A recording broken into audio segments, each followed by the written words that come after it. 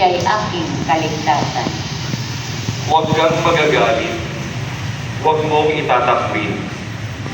Akong katulong mo at iyong alipin. Tagapagligtas ko, huwag akong lisan.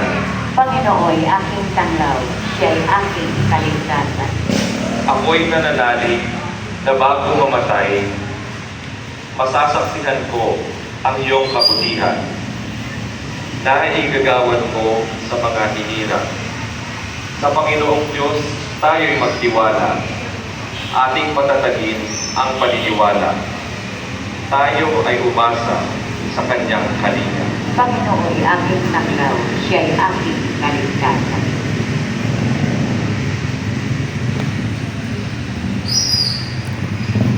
Walang panload dito kaya di makapag-live. Limutan pala, dapat pala.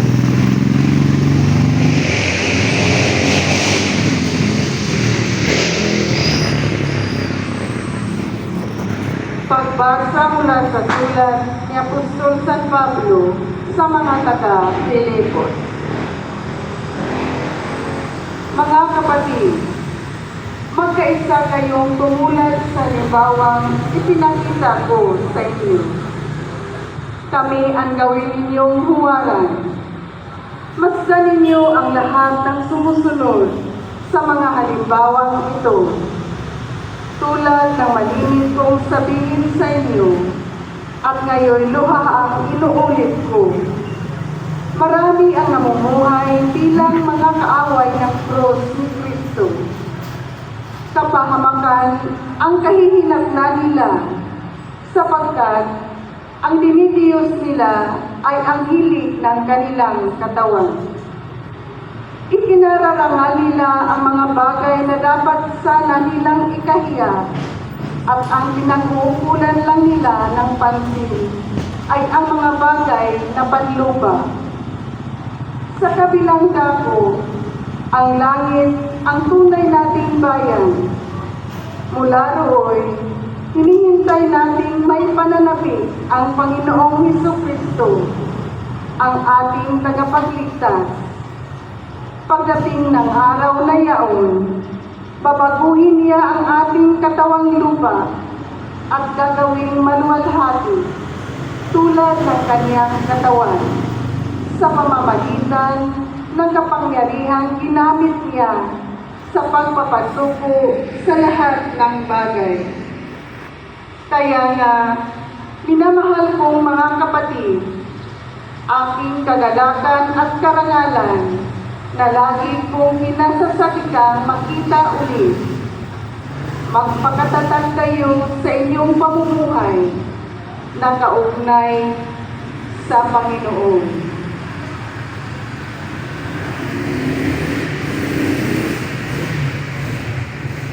Ang salita ng Diyos. Salamat sa iyo. Salamat sa Diyos.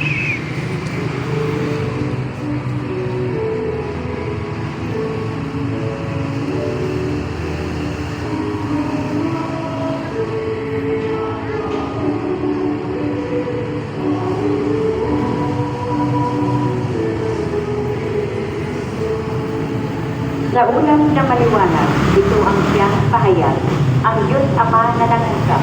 Ito May pusa sa bubong. Ayun, pusa sa bubong. Ng lahat.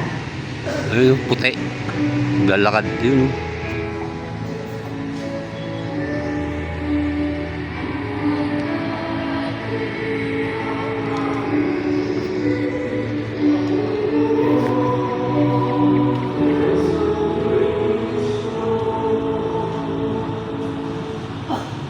Sumainyo ang Panginoon. At sumainyo rin. Ang mabuting balita ng ating Panginoon ayon kay San Lucas. Papuri sa iyo, Papuri sa iyo. Panginoon.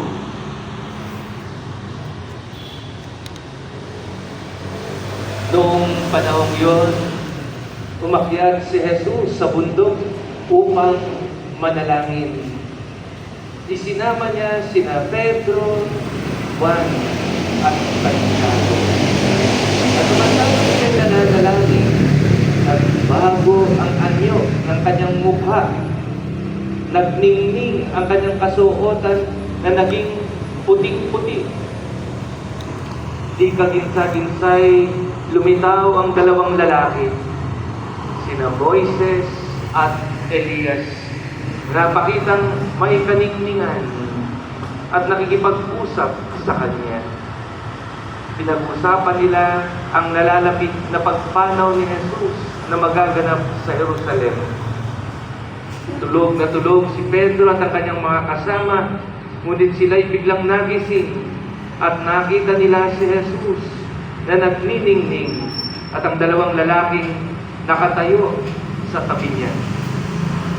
Nang papaalis na sa tabi ni Jesus ang mga lalaki, sinabi ni Pedro, "Guro, mabuti pa, dumito na tayo. Gagawa po kami ng 3 kubol. Isa sa inyo, isa kay Moises, at isa kay Elias." Ang totoo, hindi niya nalalaman ang kanyang sinasabi. Nagsasalita pa siya nang matakpan sila ng isang ulap at sila ay natakot. At may isang tinig mula sa alapaap na nagsabi, "Ito ang aking anak, ang aking hinirang, siya ang inyong pakinggan." Nang tumigil ang tinig, nakita nilang nag-iisa na si Jesus. At hindi ko na sinabi ng mga alagad kanina man ang kanilang nakita.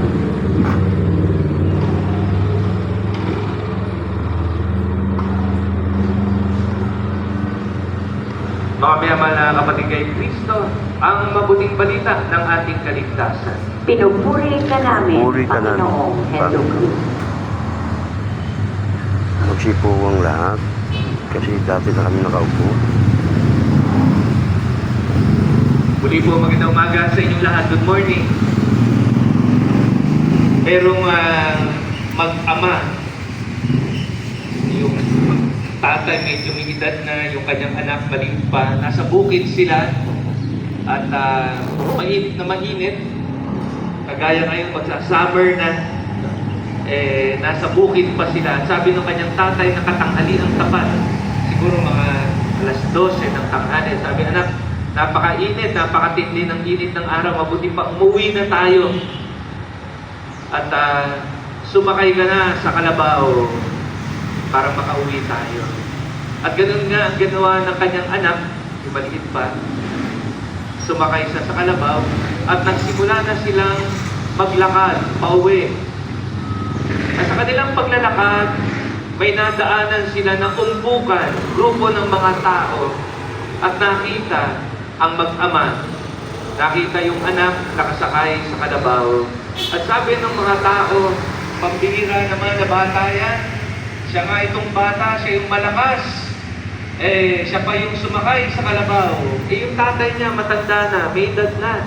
Ayun o, nangihina na siya. Dapat sumakay sa kalabaw."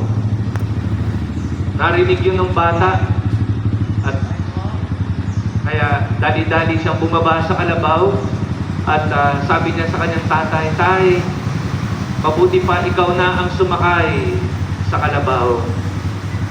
Siguro yung tatay talagang napapagod na, kaya pumayag siya. "Sige," sabi niya, "ako na ang sasakay sa kalabaw." At nagsimula na naman silang maglakad pauwi. At sa kanilang pagpapatuloy, may nadaanan na naman sila na isang grupo ng mga tao, ay umpukan ulit, at nakita sila na naglalakad. At nagkomento yung mga tao, "Wow, pambira naman, ano ba klaseng tatay yan? Hindi pa nagparaya sa anak. Siya yung tatay, siya pa ang nakasakay sa kalabaw. Yung anak, yung maliit o, pinababayaan niya ng maglakad. Kawawa naman." Narinig yun ng tatay, sabi niya sa kanyang anak, "Anak, halika na, mabuti pa, samahan mo ako, dalawa tayo nandito. Dalawa tayong sumakay sa kalabaw." Sumakay yung bata, so dalawa na silang sakay ngayon ng kalabaw. At nagpatuloy na sila sa pag-uwi. At sa kanilang pag-uwi, may nadaanan na naman sila ng grupo ng mga tao. At ang sabi, "Wow, pambira namang magtatayan. Walang awa sa kalabaw. Ang init-init. Kita mo yung kalabaw kalabaw. Hindi na naawa sa kalabaw. Narinig yun ng magtatay. Alam niyo kung anong ginawa nila? Bumaba sila. Kinarga na lang nila yung kalabaw. Okay.